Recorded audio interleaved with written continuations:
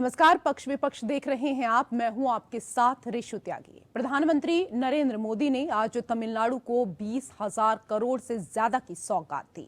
उन्होंने तिरुचिरापल्ली में 20,000 करोड़ रुपए से अधिक की कई विकास परियोजनाओं का उद्घाटन किया और शिलान्यास किया।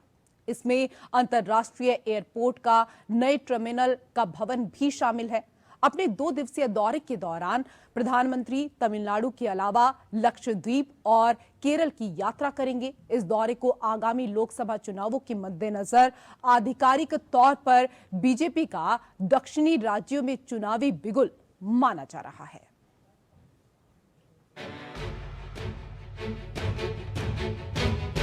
And among young people. Tamil Nadu के तिरुचिरापल्ली में मंगलवार को एक विशाल सभा को संबोधित करते हुए प्रधानमंत्री नरेंद्र मोदी ने कहा कि ये सौभाग्य की बात है कि 2024 में उनका पहला सार्वजनिक कार्यक्रम तमिलनाडु में हो रहा है। आज लगभग 20,000 करोड़ रुपए की विकास परियोजनाएं शुरू की गई हैं, जो तमिलनाडु की प्रगति को मजबूत करेंगी। प्रधानमंत्री मोदी ने कहा कि पिछले कुछ सप्ताह तमिलनाडु के लोगों के लिए मुश्किल भरे रहे। हमने भारी बारिश के कारण कई लोगों को खोया है, संपत्ति का भी भारी नुकसान हुआ है। वहीं केंद्र सरकार इस मुश्किल समय में तमिलनाडु के लोगों के साथ खड़ी है। हम राज्य सरकार को हर तरह की संभव मदद उपलब्ध करा रहे हैं। उन्होंने आगे कहा कि आजादी का अमृतकाल यानी आने वाले 25 साल भारत को डेवलप्ड नेशन बनाने के हैं। जब मैं विकसित भारत की बात करता हूं, तो इसमें आर्थिक और सांस्कृतिक दोनों पहलू शामिल हैं। पीएम मोदी ने कार्यक्रम को संबोधित करते हुए कहा कि आज भारत शीर्ष 5 अर्थव्यवस्थाओं में शामिल है। आज भारत दुनिया में एक नई उम्मीद बनकर उभरा है। बड़े निवेशक देश में निवेश कर रहे हैं और इसका फायदा तमिलनाडु और देश की जनता को मिल रहा है। तमिलनाडु मेक इन इंडिया का बड़ा ब्रांड एम्बेसडर बन रहा है। Nalanda and Takshashila are well known. Similarly, there are references of places like Kanchipuram housing great universities, Gangaikonda Cholpuram and Madurai were also great seeds of learning. Students from across the world used to come these places. Enad Manav Kudumbabe. Similarly, even the concept of convocation is very ancient and well known to us. 3 जनवरी को PM Modi Kerala के त्रिशूर में 2 लाख महिलाओं की एक विशाल सभा को संबोधित करेंगे। आंगनवाड़ी शिक्षकों, आशा कार्यकर्ताओं, उद्यमियों, कलाकारों, सामाजिक और सांस्कृतिक कार्यकर्ताओं सहित विभिन्न पृष्ठभूमि की महिलाओं के इस कार्यक्रम में भाग लेने की उम्मीद है। हालांकि इस कार्यक्रम को महिलाओं की एक विशाल बैठक के रूप में योजनाबद्ध किया गया है, लेकिन इसे केरल में राजनीतिक पैठ बनाने के प्रयास में आगामी चुनावों के लिए बीजेपी द्वारा चुनाव अभियान की आधिकारिक शुरुआत के रूप में देखा जा रहा है। केरल की राजनीति में वर्तमान में मार्क्सवादी कम्युनिस्ट पार्टी के नेतृत्व वाले वाम लोकतांत्रिक मोर्चा (एलडीएफ) और कांग्रेस के नेतृत्व वाले संयुक्त लोकतांत्रिक मोर्चा (यूडीएफ) का प्रभुत्व है। बीजेपी के प्रदेश नेतृत्व ने हाल ही में स्पष्ट किया था कि लोकसभा चुनाव से पहले अगले कुछ महीनों में और अधिक राष्ट्रीय नेता दक्षिणी राज्य का दौरा करेंगे और लोगों से संवाद स्थापित करेंगे। त्रिशूर को सामूहिक कार्यक्रम स्थल के रूप में चुना जाना इसलिए भी महत्वपूर्ण है क्योंकि ये उन निर्वाचन क्षेत्रों में से एक है जहां बीजेपी को आगामी चुनावों में अच्छे प्रदर्शन की उम्मीद है। केरल बीजेपी का कहना है कि पीएम मोदी की त्रिशूर यात्रा दक्षिण राज्य के राजनीतिक इतिहास में एक मील का पत्थर साबित होगी। वहीं लक्षद्वीप की अपनी यात्रा के दौरान प्रधानमंत्री मोदी 1150 करोड़ से अधिक की विकास परियोजनाओं की आधारशिला रखेंगे। आधिकारिक विज्ञप्ति के अनुसार प्रधानमंत्री केंद्र शासित प्रदेश में धीमी इंटरनेट गति की फास्ट कराने के मकसद से कोच्चि लक्षद्वीप समूह सबमरीन ऑप्टिकल फाइबर कनेक्शन परियोजना का उद्घाटन करेंगे।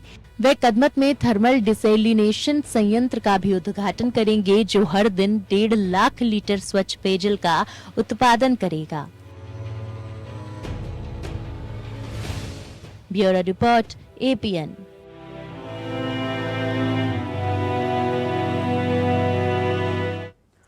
तो बीजेपी ने लगातार तीसरी बार सत्ता में आने के लिए अपना मास्टर प्लान तैयार कर लिया है। अब वो दक्षिण राज्यों पर खास फोकस करने जा रही है और उसकी ये रणनीति अनायास नहीं बल्कि सोची समझी है।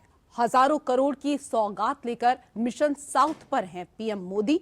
तमिलनाडु और केरल में कमल खिलाने का प्लान तैयार किया जा रहा है। तो इसी को लेकर पक्ष विपक्ष में करेंगे चर्चा। कई विशेष अतिथि चर्चा के लिए हमारे साथ जुड़ चुके हैं। सबसे पहले उनका परिचय आपके साथ करा देते हैं। हमारे साथ राजनीतिक विश्लेषक सुमन अर्पण जी जुड़ चुकी हैं, बहुत स्वागत मैम आपका। हमारे साथ बीजेपी के नेता अनिल गोयल जी जुड़ चुके हैं, आपका भी स्वागत गोयल जी। और हमारे साथ कांग्रेस के प्रवक्ता विजय कौशिक भी जुड़ चुके हैं, आपका भी स्वागत है विजय कौशिक जी। कौशिक जी, मध्य प्रदेश, छत्तीसगढ़ और राजस्थान में प्रचंड जीत के बाद अब बीजेपी की नजर दक्षिण के राज्यों पर है। इस साल होने वाले लोकसभा चुनाव को लेकर बीजेपी दक्षिणी राज्यों में काफी सक्रिय नजर आ रही है। हिंदी पट्टी के राज्य जीतने के बाद लोकसभा की तैयारी बीजेपी ने शुरू कर दी है। निगाहें अब दक्षिण पर हैं। प्रधानमंत्री ने आज दक्षिण को कई सौगातें दी हैं। सबसे पहले आपकी प्रतिक्रिया।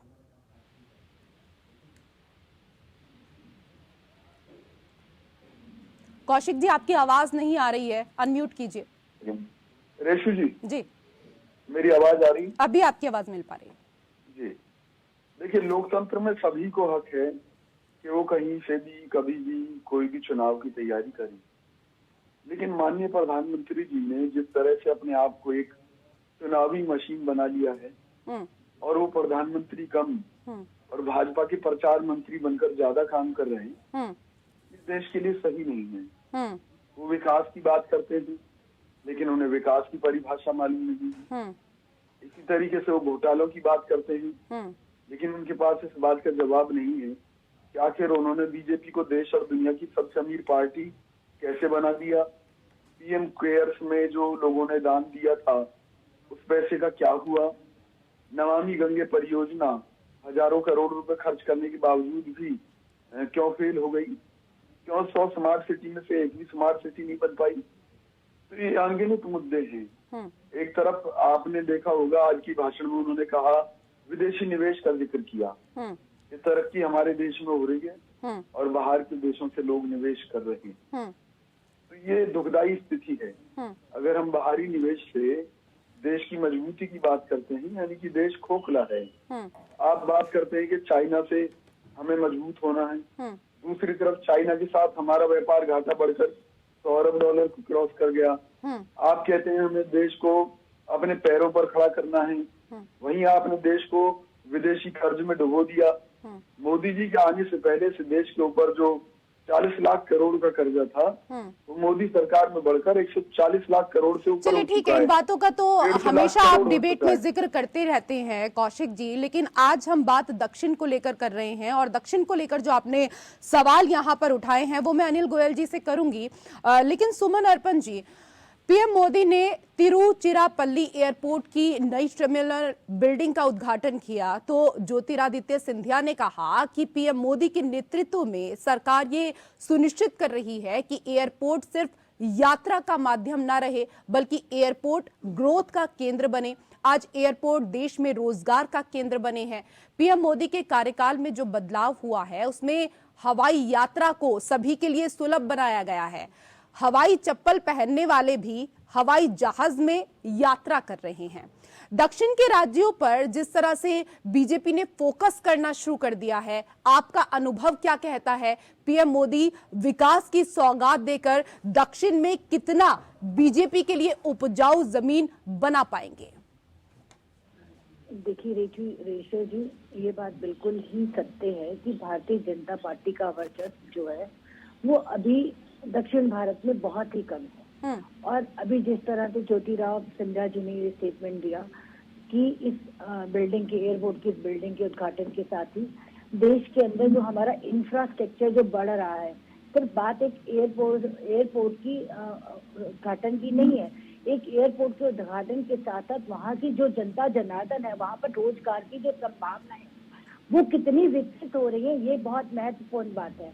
मेरी कौशिक जी से प्रार्थना है कि वो मेरी बात को समाप्त हो जी जाए और उसके कौशिक बाद जी आऊंगी मैं आपके पास, आपको समय दिया, सबसे पहले आप ही से सवाल किया था मैंने जी। सबसे बड़ी बात, जिस तरह से आने वाले 2-3 महीनों में हमारे 2024 में मार्च के बाद लोकसभा का चुनाव है, उस लोकसभा चुनाव की तैयारी सभी जितनी भी पार्टियां हैं वो कर रहे हैं।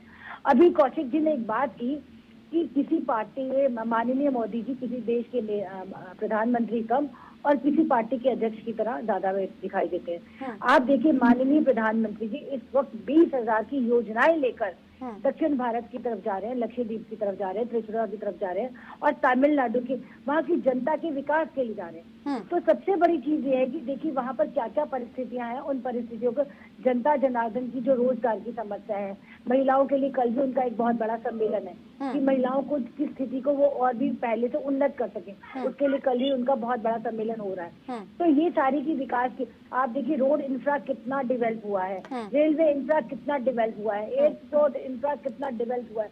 तो ऐसी हजारों चीजें हैं जहां पर भारतीय जनता पार्टी ने विकास की चीजें की हैं और दिन पर दिन ये रोजगार की समस्या है और ये सब चीजें एक देश को विकास की ठीक है, लेकिन दक्षिण में विकास के लिए अभी क्योंकि बहुत सारी चीजें ऐसी हैं जो करनी होंगी बीजेपी को, और हमारे साथ अनिल गोयल जी भी लगातार जुड़े हुए हैं। गोयल जी, पीएम मोदी का जादू उत्तर भारत में लोगों के सिर चढ़कर बोलता है। हिंदी पट्टी के राज्यों में बीजेपी काफी मजबूत स्थिति में दिख रही है, लेकिन दक्षिण भारत में अभी भी बीजेपी के लिए चिंता बनी हुई है।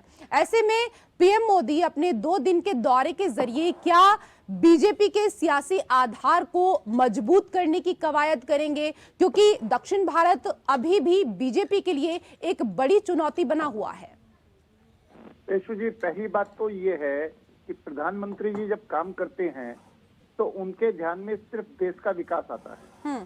उनके ध्यान में होता है कि हमारा देश कैसे तरक्की करे। वो वोटों की जोड़ तोड़ के लिए नहीं करते, वो चुनाव की जोड़ तोड़ के लिए नहीं करते। और आपने ये देखा होगा जब से मोदी जी प्रधानमंत्री बने हैं, उनका दिन रात का सिर्फ एक सपना है कि मेरा देश विकसित देश कैसे बने, मेरे देश के अंदर रहने वाले नागरिक स्वस्थ कैसे हों, आत्मनिर्भर कैसे हों।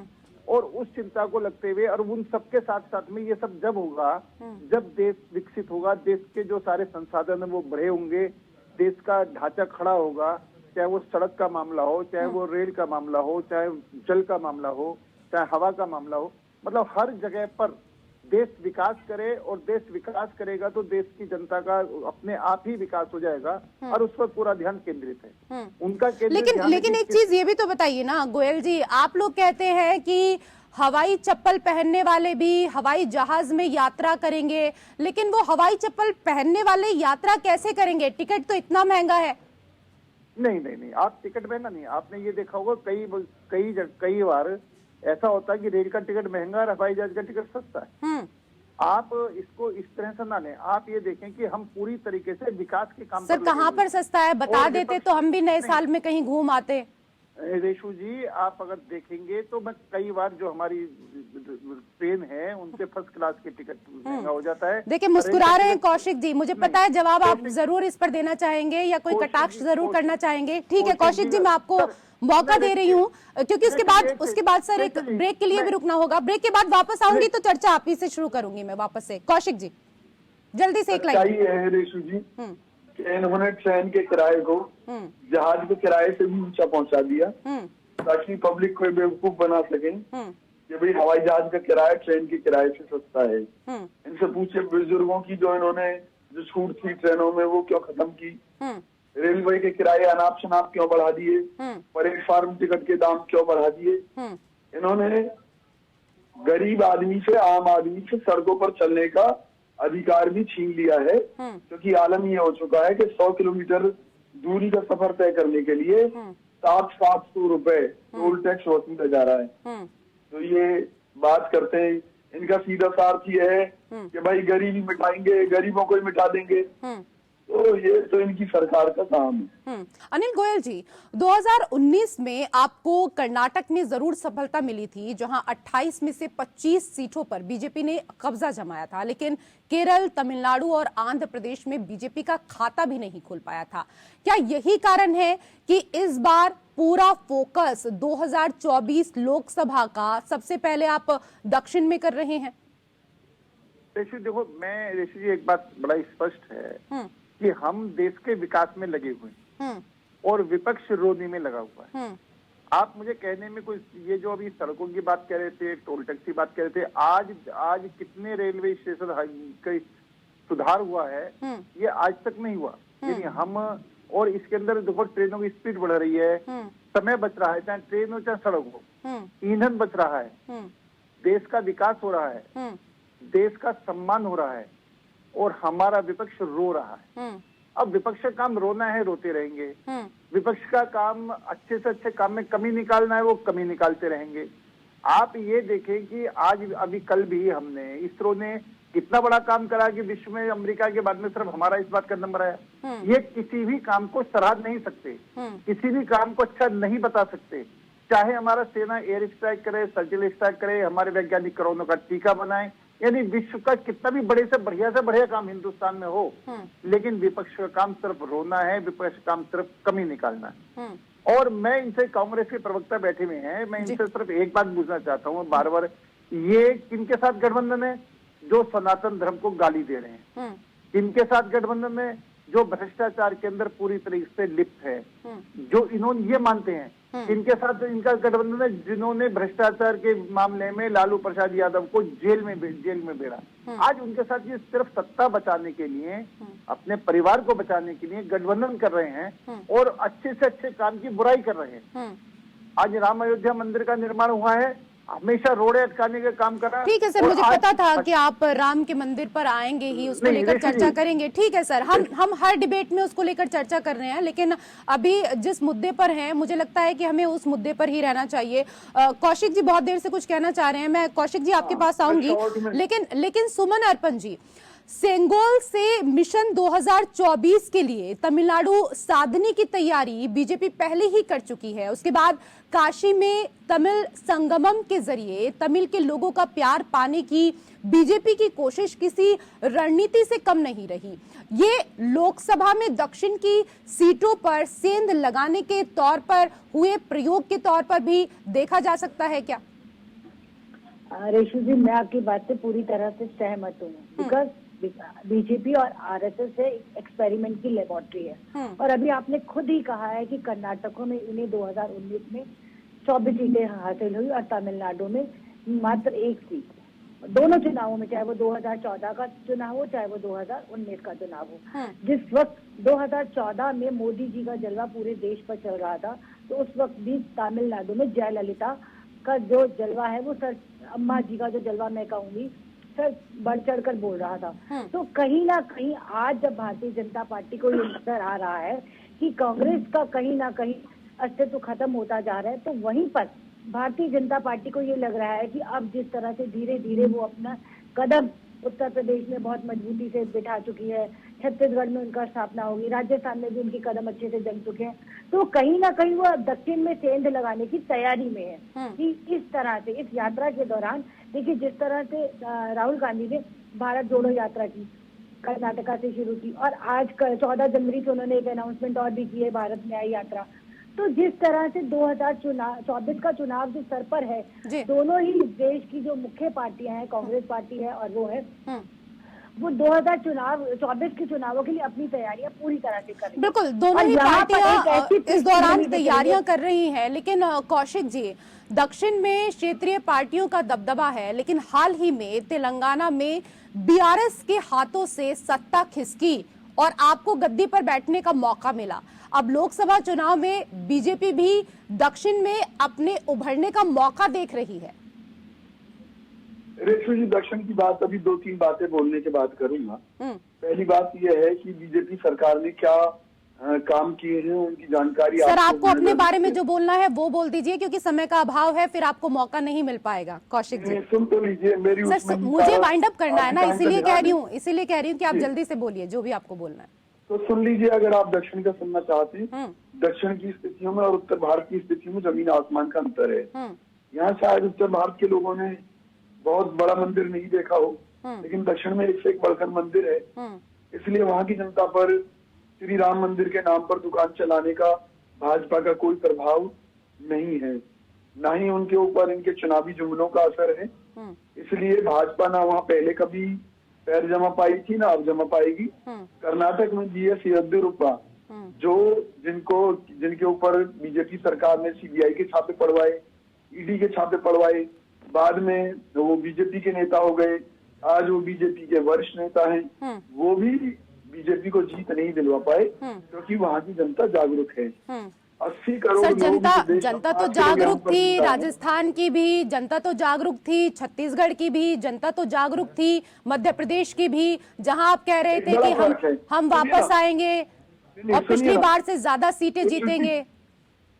रेशु जी, उत्तर भारत के जो लोग हैं वो धर्म के नाम पर बहक जाते हैं। ये उत्तर भारत और दक्षिण भारत में एक सबसे बड़ा फर्क है और उनकी इस नब्ज को बीजेपी ने पकड़ रखा है। लोगों को गरीब बनाए जा रहे हैं। 5 किलो अभी गेहूं तो आप के कह नाम रहे हैं कि पर लोग पढ़े पार्टी लिखे हैं और आप कह रहे हैं कि धर्म के नाम पर लोग बेवकूफ हो जाते हैं, आप अपनी ही एक बात पर कायम नहीं रहते। बहरहाल बहुत बहुत बहक शुक्रिया जाते हैं। आप सभी मेहमानों का हमारे साथ इस चर्चा में जुड़ने के लिए। पक्ष विपक्ष में मेरे साथ फिलहाल इतना ही। नमस्कार।